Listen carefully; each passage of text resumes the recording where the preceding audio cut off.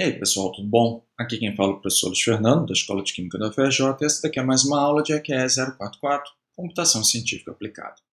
E agora, a gente vai começar a conversar dentro da linguagem Python sobre os operadores aritméticos, aquilo que vem por padrão dentro da linguagem.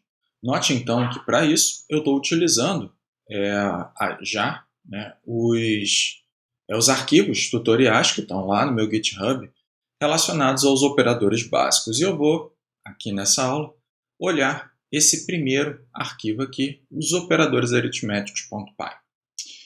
Bem, os operadores aritméticos são aqueles que fazem as contas. Então, os fundamentais estão suportados em Python, ainda bem, né?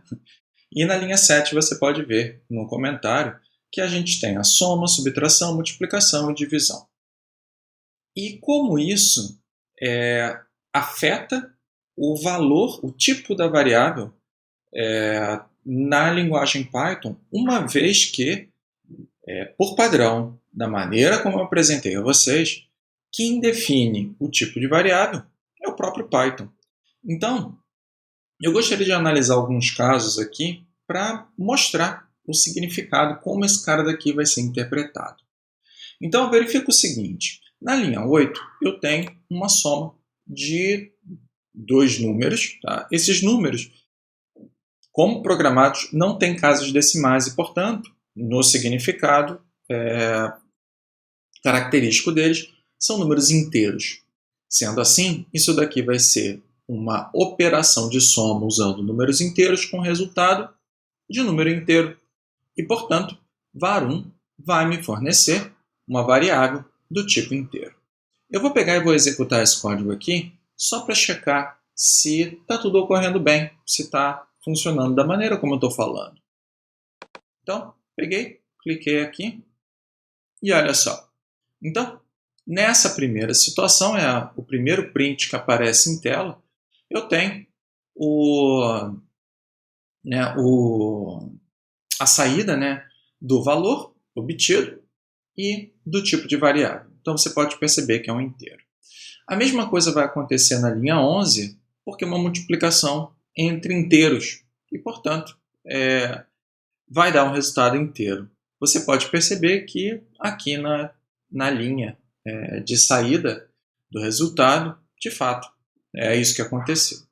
Agora, olha o que acaba acontecendo na linha 16.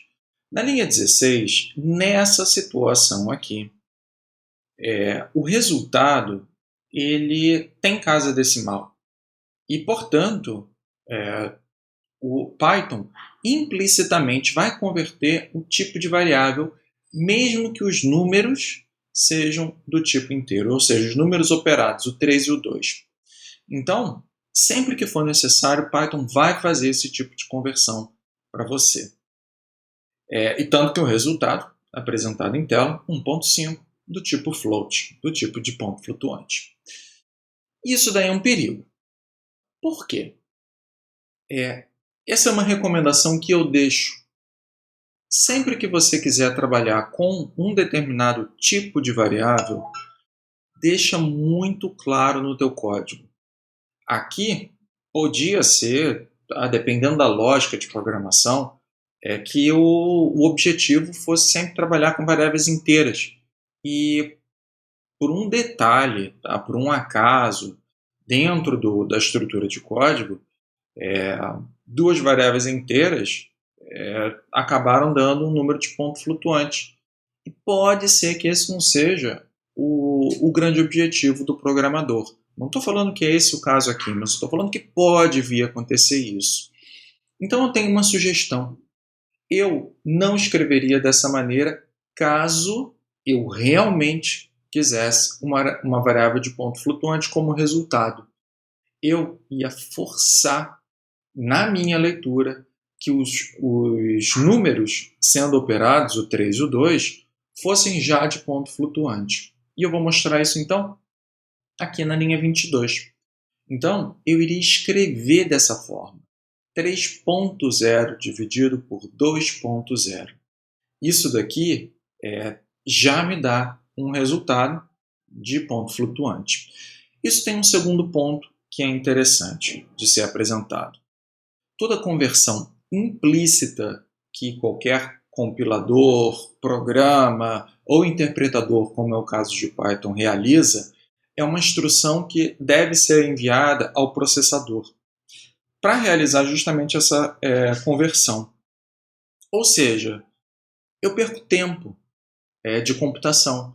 Então, considerando a situação de computação científica, eu quero realizar cálculos mais rápido, o que está apresentado na linha 16 não é tão recomendado. Eu quero deixar explícito o tipo de variável com a qual eu quero o resultado, o resultado final. Nesse ponto, então, sempre que for essa a situação, e você tiver uma constante, como por exemplo um número 3, 2, 16, 1500, que seja, coloca esse cara como ponto flutuante, caso você queira ponto flutuante como resultado, tá bom? Beleza. Além dos operadores soma, subtração, multiplicação e divisão, Python tem por padrão dois operadores derivados da divisão, o módulo e o floor. E o que são esses dois carinhas?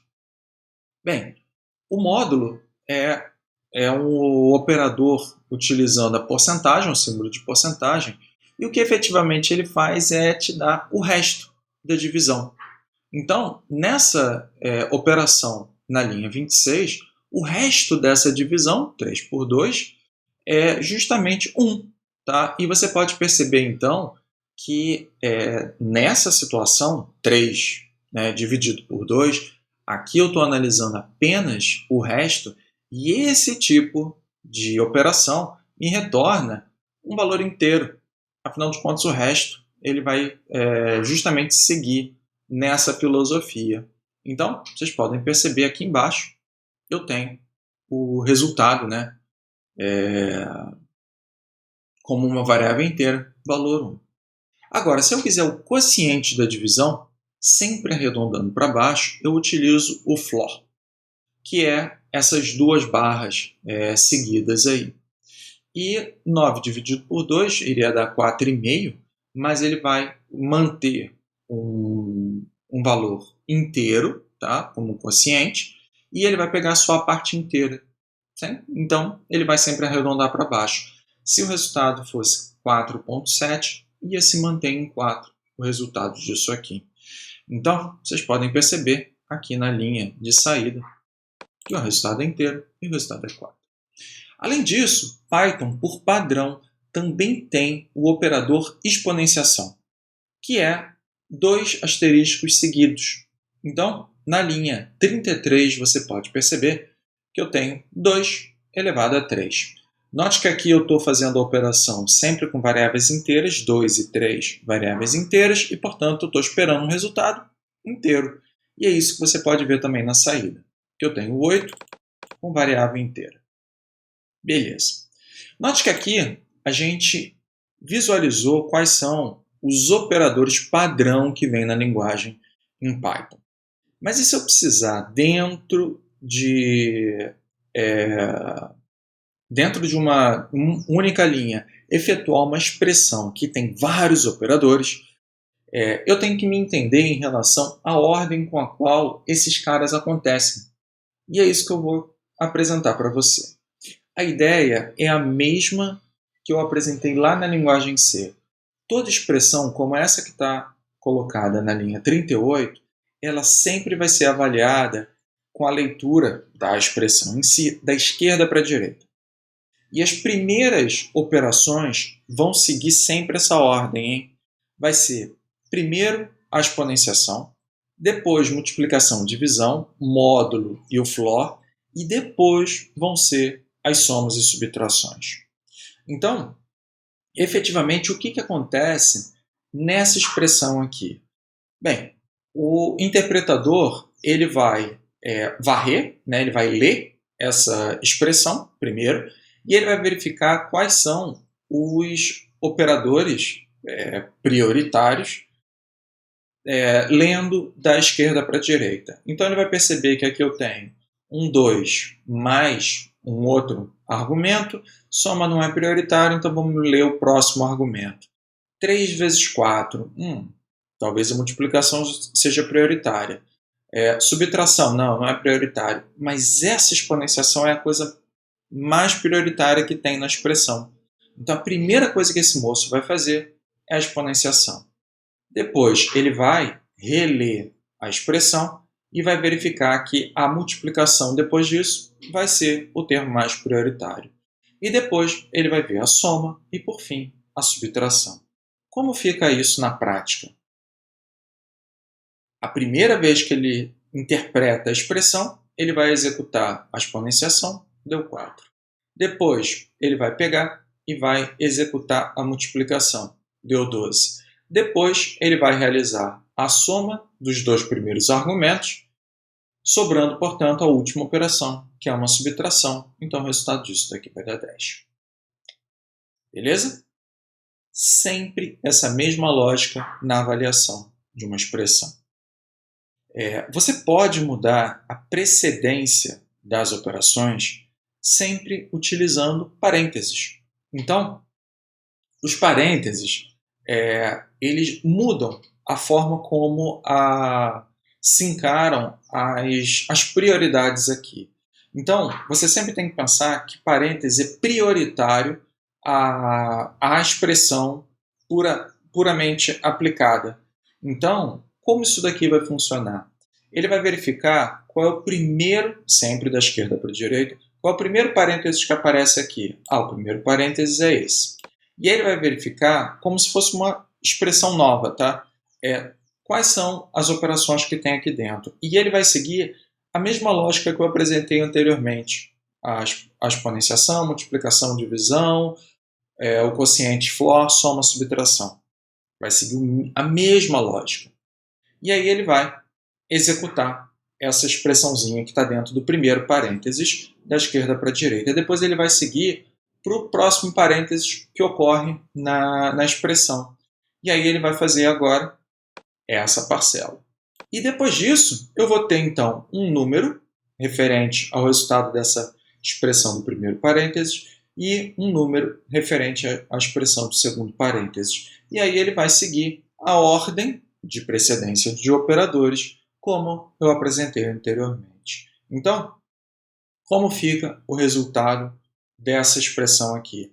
Primeira coisa que ele vai fazer vai ser 2 mais 3, vai dar 5. Depois ele vai fazer 4 menos 2, que vai dar 2. E depois ele vai verificar a expressão. Ele vai fazer a exponenciação primeiro. 2 elevado a 2 dá 4. 5 vezes 4, eu tenho como resultado 20. Se eu tiver dentro dessa expressão mais parênteses, tá? Ou seja, dentro de um parênteses eu tenho uma expressão maior e eu coloque mais um parênteses. A ideia é a mesma. A ideia vai se manter. O que vai ser realizado vai seguir, né, sempre para o primeiro parênteses mais externo e depois ele vai avaliar dentro do parênteses se existe outro parênteses interno.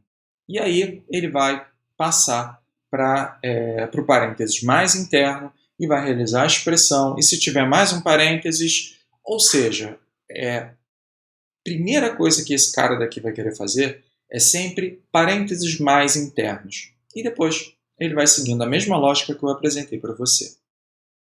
Então, uma dica que fica é: puxa, estou em dúvida em relação a como minha expressão vai se efetuar. Está com dúvida? Usa parênteses. Essa é a sua melhor aposta.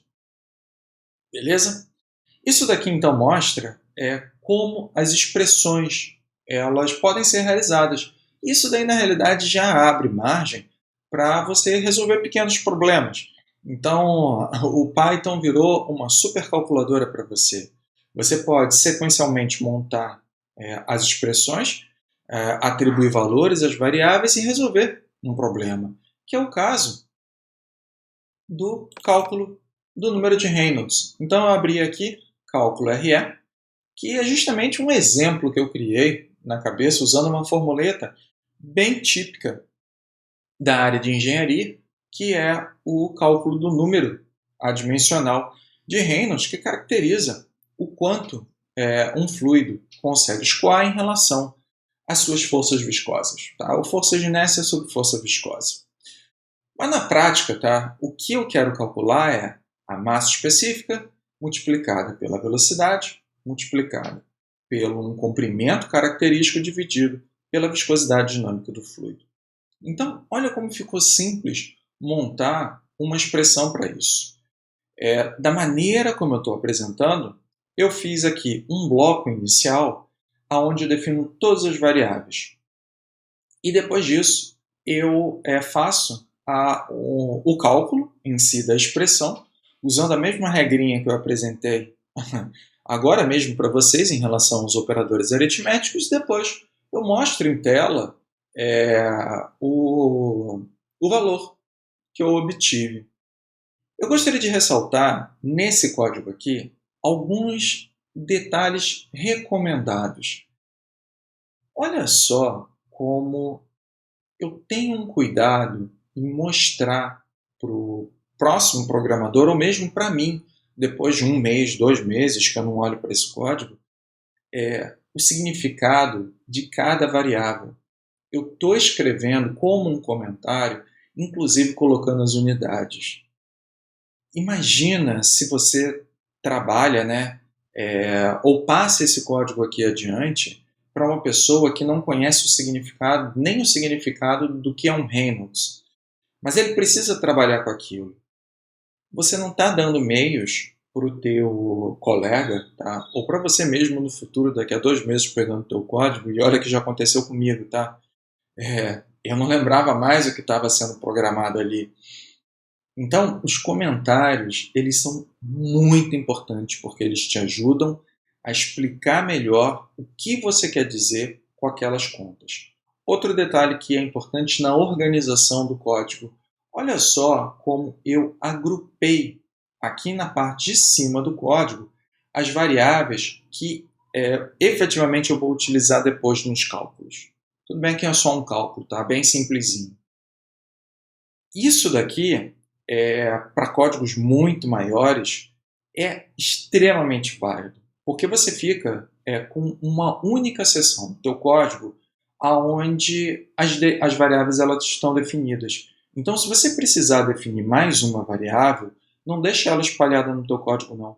Vai para esse localzinho que você definiu dentro do teu código, lá no iniciozinho dele, e define ela lá.